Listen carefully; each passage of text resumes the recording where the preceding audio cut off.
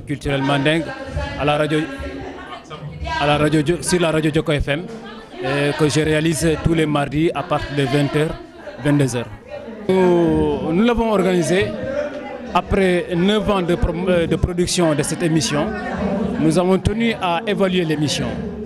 Cette évaluation qui nous a permis de rassembler aujourd'hui toute la communauté mandingue, pas uniquement les mandingues, parce qu'aujourd'hui, si vous voyez la salle, vous verrez que toutes les ethnies sont là presque. Alors ça nous a permis d'évaluer les 9 ans de l'émission, éventuellement à part de cela, en tirer des conclusions pour aussi proposer une nouvelle orientation par rapport à l'émission. Parce que nous avons déjà dit que maintenant, nous avons dépassé le stade de la spécificité culturelle. On est dans l'ère de la diversité culturelle, où il faut toujours partir, n'est-ce pas, et essayer de faire la promotion et le développement de notre culture, la culture africaine, de la culture dans la société, dans notre société culturelle.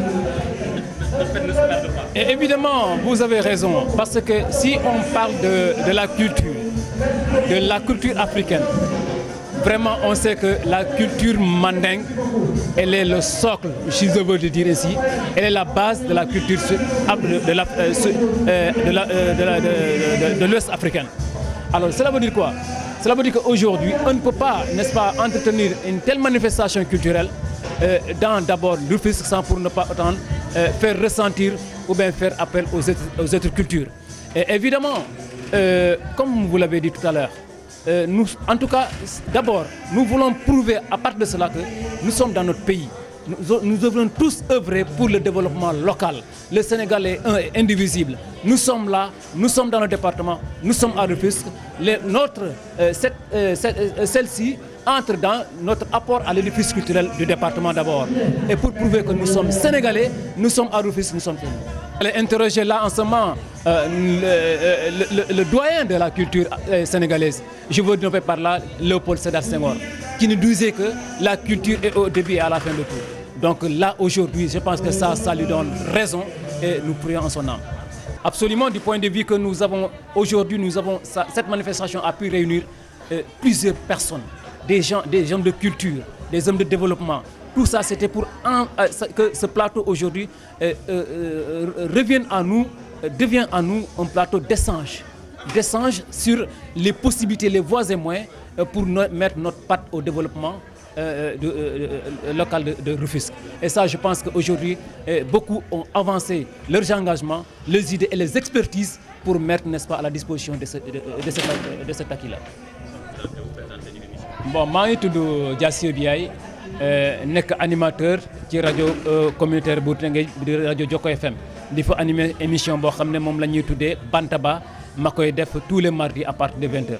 Li sabab juróom-ñeenteelu anniversaire bi mooy xayma juróom-ñeenti at lan lañ fi def lan moo ci baax lan moo ci am njëriñ lan moo ci baaxul parce que ñaar yi ñooy ànd li ci baaxul ñu dindi ko jëm ko wàññi dindi ko carrément li nga xam ne moom moo ci baax ñu yokk ko fullal ko loolu nag nekk na loo xam ne diggante man miy wax la ak ñi may déglu moo tax tey bool na ñëpp dajal la ñëpp kenn ku ne indi ci xalaatam indi ci xam-xamam indi ci yéenam pour gën a mën a soxal yëf yi. def nañ ko ba pare mooy li njëkk am ay émission ci télé yi ci rajo yi waxtaan ak nit ñi ñi ñiy gis seen bopp ci mbir mi yëf yi xam nga yëf yi lan la nañuy fexe nit ñi gis seen bopp ci lépp loo xam ne dafay nekk yëngu-yëngu ci biir Sénégal point li ci des dañ koy motal parce que nit ak lu mu mënta mel bu yëgee boppam ci mbir mi da ciy bokk.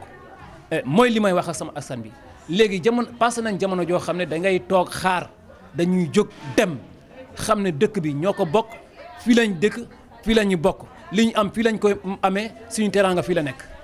loolu kenn natable woo ko ndaxte tey boo gisee ñi nga xam ne ñoo fi daje tey xeet bu ne moo fi daje tey soo say oo ñëpp kaay leen coog ñu joxante xel ñu xool Tëngéej mii di département bi lan la ñuy dugal suñuy loxo pour mu jëm kanam.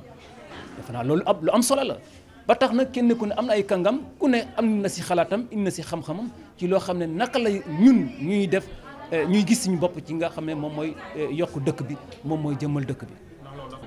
loolu dañuy dellu ginnaaw jox dëgg ki nga xam ne moom mooy le premier président de la République du Sénégal di Léopold Sédar Senghor bi muy wax ne caada dafa nekk aada ak cosaan def mooy nekk ci njalbeen ak ci mujj ci lu ne donc lépp lu waay di def rek dafay am caada nag ci ay jikko la ci ay mandarga la yoo xam ne dafay nit ko da koy jikkoo lépp lu muy def rek mu mun ko def ci jàmm mu sotti si jàmm am ci ndam.